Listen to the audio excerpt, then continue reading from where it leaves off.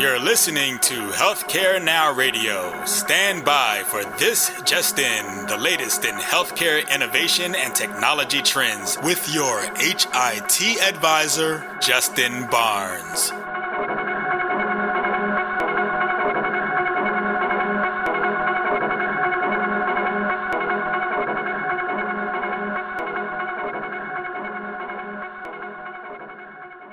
Thank you for joining me today on This Just In Radio. I had an amazing time this year at the HIMSS annual conference as we aired This Just In Radio live from the show floor. Our fourth year in a row, and thankfully, they always get better. Thank you very much to all of my amazing guests that came by to share their time and thought leadership. Many thanks to the show sponsor, Lenovo Health, and certainly many thanks to Roberta Mullins and the Healthcare Now Radio team for producing this show. We've compiled all of the guest interviews to share with you in this broadcast, but look for many more in the coming weeks. You'll also find these interviews on our archive channels. Just check in at thisjustinradio.com. We hope you enjoy these HIMSS 18 recordings as they are all in their true environment with 40,000 healthcare and health IT leaders all around us, as this year we placed our studio right in the middle of all the action. And you'll be able to hear the energy and hopefully feel it as well. Enjoy. So thank you for joining. Dr. Jim Mault, Chief Medical Officer and Senior Vice President, Qualcomm Life. Thank you very much for joining the show. My pleasure. And also thank you very much for joining the think tank this morning. Oh, it was great. That's a prestigious gathering, and thank you for inviting me. You got it, my friend. We'll keep you on the list for sure. We're actually going to have about 10 to 15 minutes for this, so we can actually not have to rush too much. We have a little extra time. Great. So, first of all, what are the high points from the think tank this morning that you remember you would call out? Sure. Well, the think tank really is starting to think forward the most important aspects of us being able to advance healthcare from fee-for-service to value. And I think one of the key, it seems obvious, but you really got to call it out and make it clear that value is not possible without access to it. Oh, perfect. Yep. Value is not, value is not possible without access to the data. Right. And the vivid example was the calling out the experience from the 1990s and telling doctors that you're going to have to change the way you practice medicine with a capitated payment. C word. And we're going to put all the risk on you, but you're not going to have access to any of the data you need in order to be able to survive that. I mean, it's untenable. Right. And the think tank really this morning, calls this out and then not only presents the challenge, but here are some of the solutions that are real. And I think the other poignant message, and this is one of my soapboxes, is the reality is there's a lot of obsession and focus on the shiny object. Right. Very true. The gadgets and the technology. And we're sitting here in HIMSS, but there's a lot of them around us right now too. It is. But you're right. That's okay. Yeah. But I think the reality is where we're at now is we have cool technology. We have the ability to monitor patients, generate digital data. There are some real serious problems right now with data liquidity and being able to, it's inexcusable to be frankly where we are today compared to the 90s. Because the 90s, the data wasn't digital, and today the data is digital, and yet we're still not sharing. We're still not. They're operating it. Yeah. So, the reality is, these are business issues. They're policy issues. They're the willingness to cooperate and do the right thing. Yep. I think, for better or worse, some of those who are making this difficult are going to either do the right thing on their own volition, or they're going to get shamed into it, or they're going to get basically forced into it. Well, yeah, so the force was just here, 3 guests ago, was Genevieve Morris, who wrote TEFCA, and they're going to, the government's going to push this further from their perspective. I had a conversation with her this morning as well. Yeah, I mean, come on, it's time to do the right thing, and unfortunately, if they can't step up and do the right thing, then somebody's going to have to just give them no choice. But people are dying. Right. That's the bottom line. And we're spending billions of dollars unnecessarily because of these games with access to the data. Sorry, I love it. No, you calling it the way it is. We think the same way. So what healthcare and or healthcare IT trends are you seeing from your perspective as Chief Medical Officer for Qualcomm? Yeah, it's an exciting time, and I'm about to say something pretty bold. Cool, please.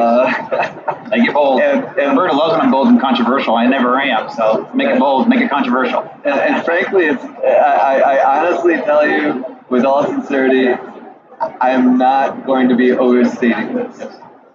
What we're about to see over the next 5 years, most definitely 10 years, is going to be a profound moment in healthcare that will be looked back upon 100 years from now and recognized as having the same impact on par with the introduction of anesthesia in the 1850s and antibiotics and immunizations in the turn of the 20th century. This next 10 years is going to be that impactful because of our ability to move from episodic, what I would call uninformed care. And we know it. People, well, again, calling out just the facts, we know right now, just from the Institute of Medicine, at least 400,000 people a year, and many more are dying as a result of our healthcare system. In other words, our healthcare system itself is the instrument of death. It's killing. And so when you look at the fact that we have smartphones, we now have smart cars. It's a good analogy, even the commercial airline industry. Each of those, I'll take a few minutes to explain this. Smart cars. Right now, about 33,000 people per year die in a car accident in the United States alone. If you haven't seen it, you're going to be hearing a lot about it. There are now cars that have multiple sensors around the entire perimeter of that car that are monitoring the speed and the trajectory and the position of anything around that car, to the point where it's making instantaneous, simultaneous calculation about the likelihood of crashing into something. And that car now has the ability to recognize a threat and apply the brakes faster than any human being can possibly do that, and stop you from crashing into another car. The Institute for Highway Safety has now published its forecast that by 2022, enough of these cars will be on the road that it will reduce by 1/3 the number of people in the United States that die in a car accident each year, right? Wow. So we got smart cars, and it's all based on sensors and predictive algorithms. Now we look at healthcare, and in the intensive care unit, in the operating room, we now have the ability to plug in to this rich, beautiful streaming data. Yep. But we as human beings, sadly, are only capable of digesting and processing so much information at any one time. And in fact, the Institute of Medicine published this in 2007. There's a study of cognitive capacity on the part of healthcare decision making. It turns out that even the brightest human being can assimilate about 7 different sets of data as a basis of making a particular medical decision. In reality, these patients are now generating what amounts to about 1 million pieces of data per hour. Wow. And how many of us can actually make sense of that? Right. None of us. So what you're about to see is the emergence of an intelligence layer that is going to be able to be applied to this streaming data once we have liquidity, and be able to start to tell the clinicians, the nurses, the anesthesiologists, instead of this patient crashed an hour ago and thank God we rescued them, what you want is to prevent that crash. We don't want the plane crashing. Right. We want the autopilot system to be showing the pilot what's on the horizon. Exactly. Yeah. So in our closing, we have about 2 minutes left or so. What would you say are some of the things? How is Qualcomm Life addressing it from their perspective, these trends and what you're talking about? What are you guys thinking about in your over the next couple of years in your strategy? So our strategic imperative is really enabling, I would call it the stack that starts with the sensor technology. Okay. So we have a lot to do with right now enabling medication injectors and inhalers and wearables and sensors to be able to capture this new rich data. That's starting point. Yep. The second layer is being able to connect that data and bring it into the downstream data systems. Where the third layer, these predictive analytics, right now the FDA has just sanctioned something called software as a medical device. So this is now a relatively new category. The intelligence layer, the predictive analytics are going to start to digest these streams of information, and we just announced some very vivid examples of that here at HIMSS. That's excellent. So in our closing 30 seconds or so, how would you tell people, or advice would you share for people to kind of navigate some of these trends that you're seeing? I mean, where do they go to see it, or what can they do to engage? Yeah, this is really the new frontier, and the opportunities are abound in every academic medical center. It really is the triangulation of collaborations between the technology vendors, the clinical domain experts, and this new participant called the mathematician. The mathematicians are going to be the ones that help us look at the data that's being generated by these technologies and do the pattern recognition and these new predictive algorithms. That's fantastic. Dr. Mault, Qualcomm Life, thank you very much for joining the show, and thank you very much for joining the think tank this morning. Great to have you. My Appreciate pleasure. it. Thank you so much. All right, feedback. Justin Barnes is in the house. How are you, my friend? First of all, Aneesh Chopra, president of CareJourney, and also former White House CTO. So thank you very much. You always are a great guest, a great friend of the show, so thank you. And a great friend to you, my man. Yes, you are, my friend. Leave me out of this? Come on, man. Always. So thank you again. And so let's go ahead and dive in, because you always are a phenomenal guest, a lot of great ideas.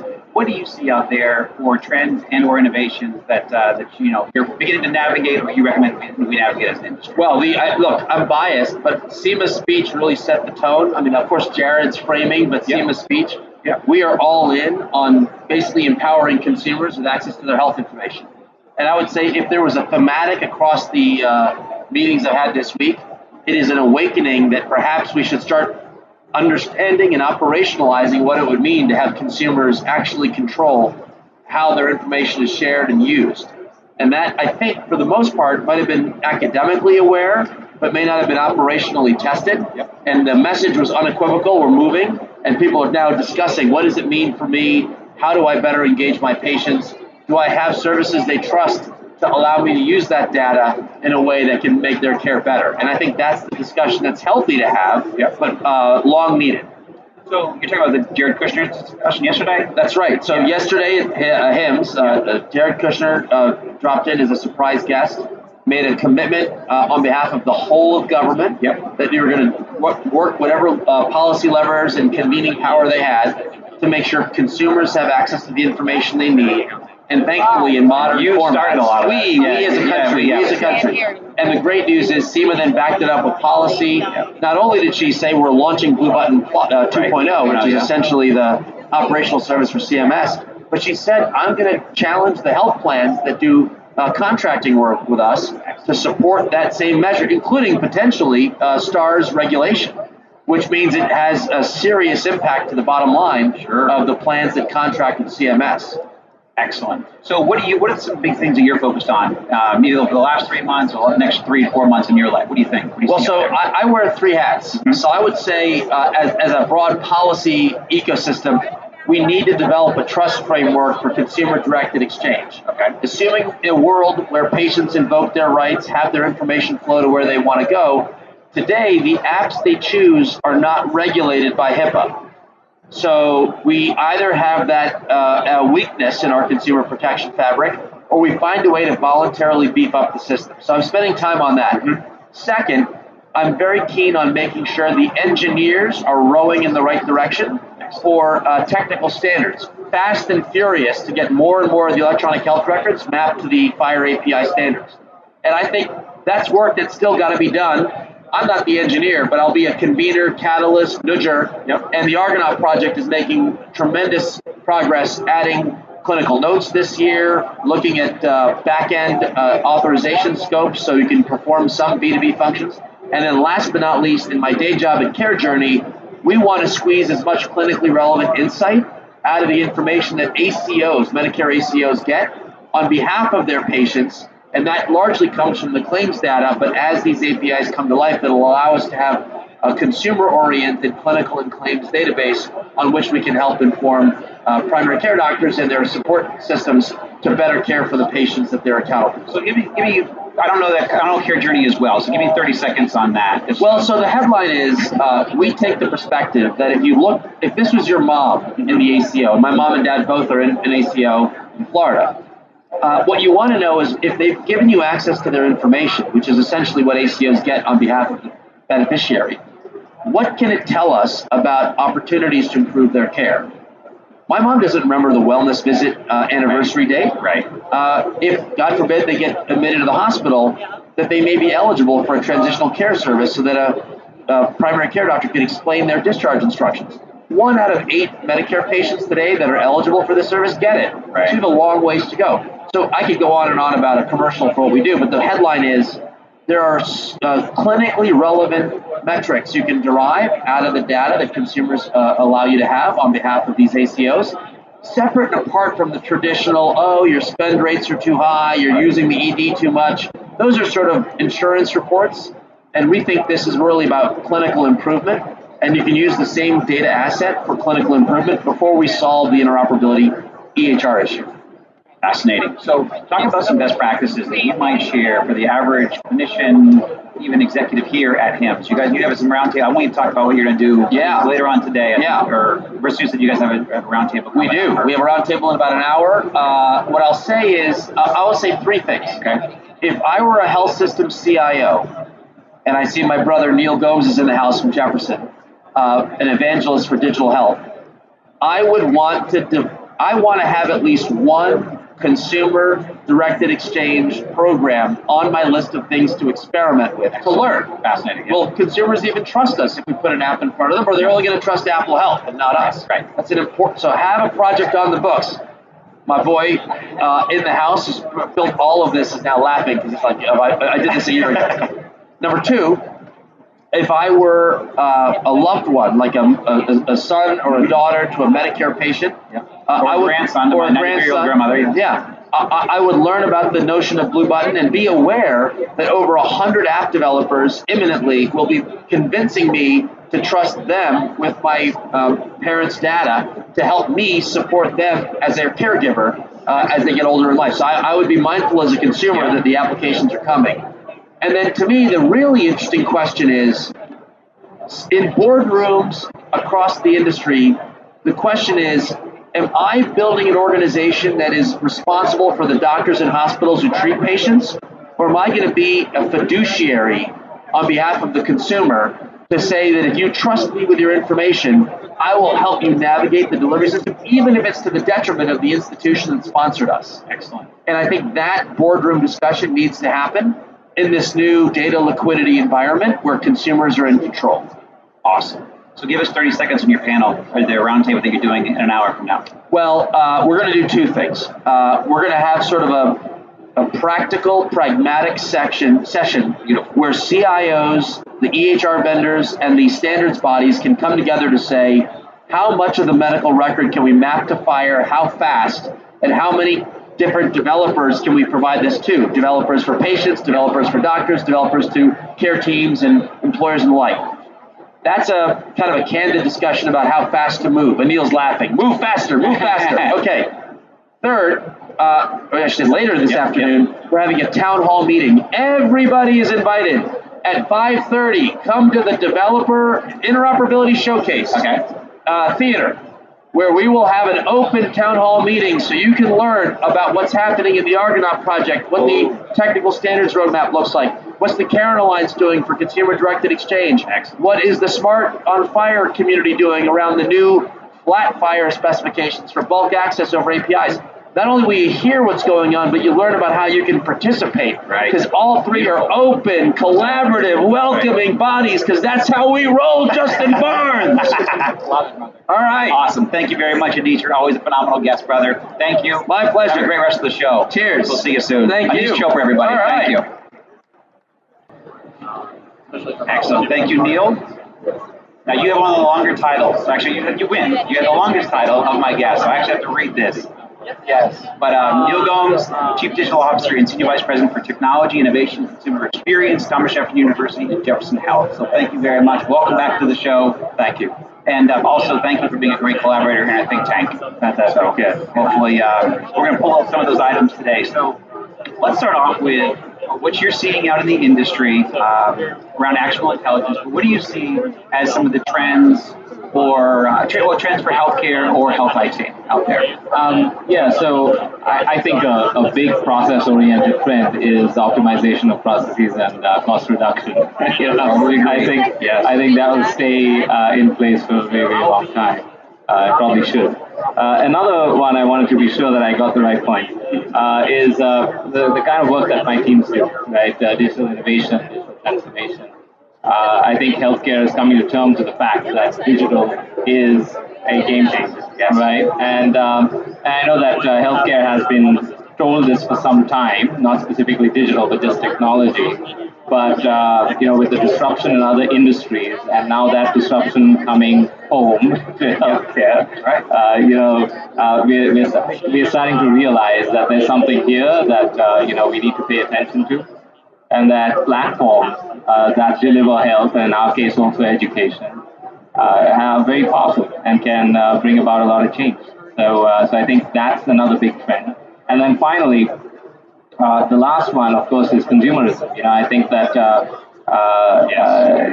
we are starting to see people take that very seriously. 2 years ago, it was defined as a kind of theme in healthcare, but no one paid it real attention because of the value associated with care at the end of it.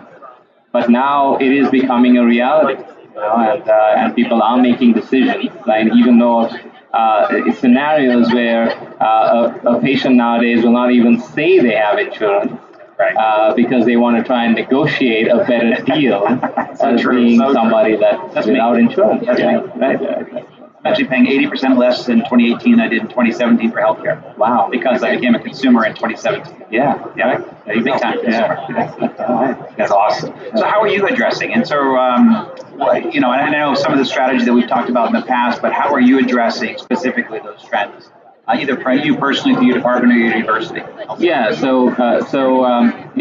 fortunately, I think that our team is in the right place at the right time. But I think that there are lots of other organizations that talk about this, but cannot execute for many reasons, that are endemic to our systems, right? We are not traditionally, companies like retail, and even they had problems, right, when their industries were being disrupted, hospitality, retail, the airline industries. But they adapted very, very quickly because it was a do or die kind of thing. In healthcare, it's still not reached that stage, right? Because it's a very human-centric kind of industry or space, but I think some people are getting serious, and the only way to really bring about change is to really pay attention to true innovation, the way that Jefferson's doing, for example. I'll just give that as an example. Many other health systems are. They're investing in teams of people, believing that they are not just health systems anymore, but they can be a software company.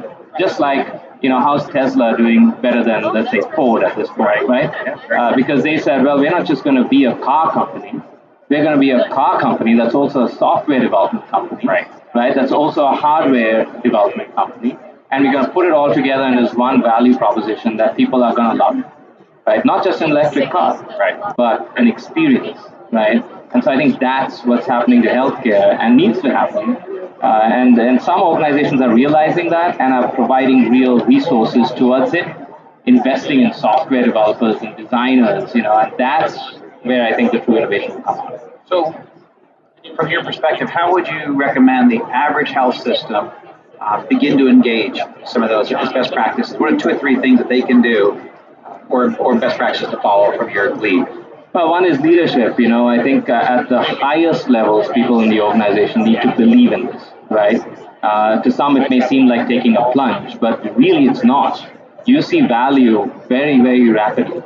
And how much of that value you see just depends on how deep a plunge you take. It's quite amazing. When we started out, 3.5 years ago or so at Jefferson with our teams, we had a team of 2. Right now we have nearly 160 people, right? In our group. That's why is that not because you're just creating. It's cool to talk about something. No one makes that type of investment, right? For just the coolness. It's because we return real value, and it's exponential. So as our organization has expanded, also, we've gone from being the 3 hospital system to a 14 hospital system now. That value gets compounded. Over and over. So that's important. And I think, but the most important thing I think is getting your leadership to believe in this. Right. And they can start with small investments, see the value, and then they'll believe in it if they don't. We have the luxury of having someone like Dr. Steve Glasgow, who's our president and CEO, who understands technology well, observes disruption in other industries, and is willing to make that deep plunge, right, into doing things like this. So we are fortunate that way, but I think it can happen even at a small scale and amp up over time.